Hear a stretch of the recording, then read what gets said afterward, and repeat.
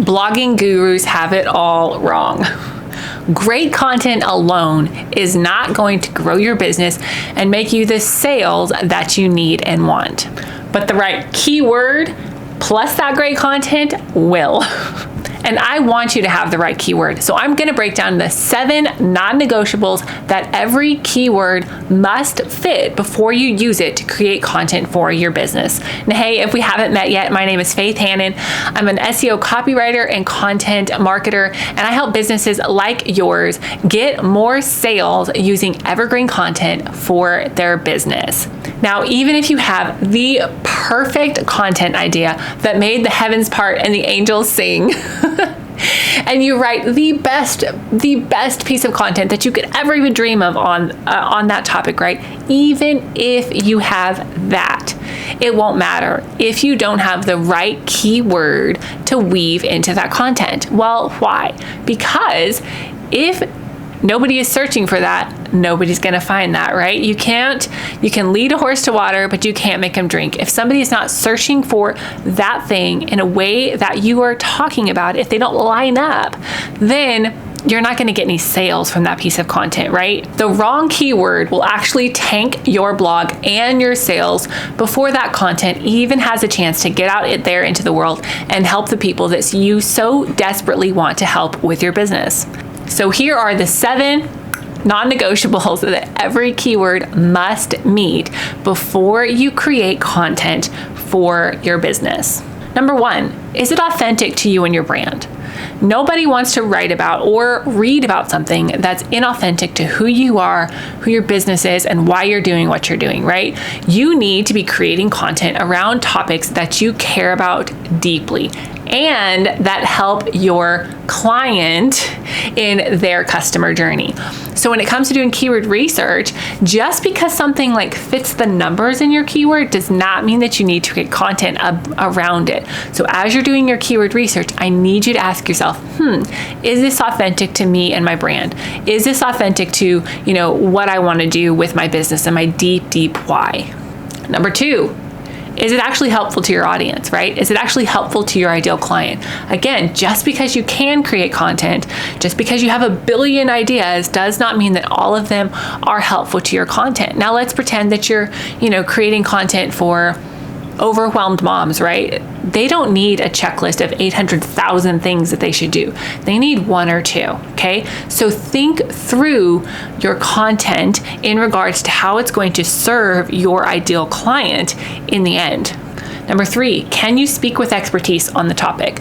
Just because a keyword pops up in your research does not mean that you need to write about it. If you don't have actual expertise or somebody on your team that does, then you don't need to create content around that keyword. It's not going to help your business. It's not going to drive sales. Number 4, and this is a biggie, does it fit the searcher's intent? Okay. Sometimes we see a keyword and we get really excited and we think, okay, I can manipulate, I can change, I can make that keyword fit, I can make that phrasing fit. But I don't want you to do that. What I want you to do instead is I want you to look at the top 10 search results for that piece, for that keyword. Now, inside of my favorite keyword research tool, Ubersuggest, there's actually a place that you can do that. And the reason that you want to look at the top 10 search results that are already showing up for that piece of content is this. That is indicative of what people are actually looking for when they type that keyword phrase in, okay?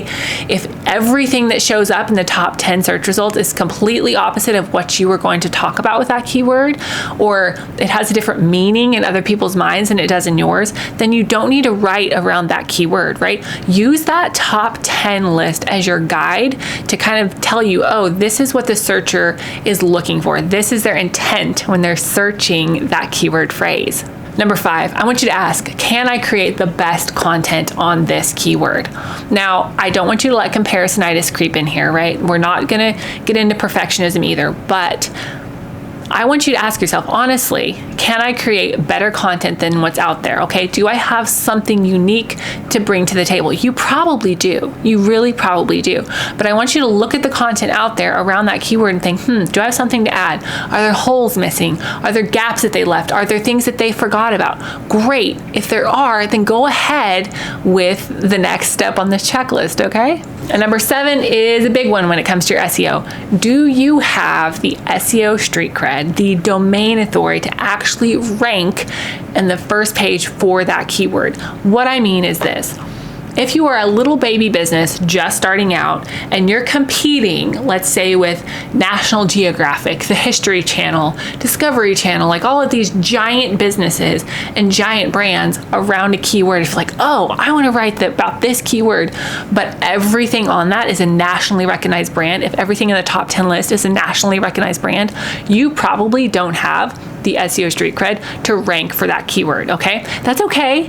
There are other keywords out there that you can use, but don't try to rank for keywords that you don't have the SEO street cred or the domain authority to rank for. Now, if you have not already grabbed my Keyword Research Kickstart, I walk you through exactly how to do keyword research, what you should do, what you should ignore. It's linked down below. It's a steal of a deal. But what it does is it helps you comb through the keywords in your research to find the exact right keywords for you and your business to drive traffic and drive sales to your website using evergreen content. Now that you found the right keywords to use in your business, how do you write a blog that drives sales but is still SEO friendly and it doesn't suck to read or suck to write? Well, I'm breaking that all down for you in this next video right here.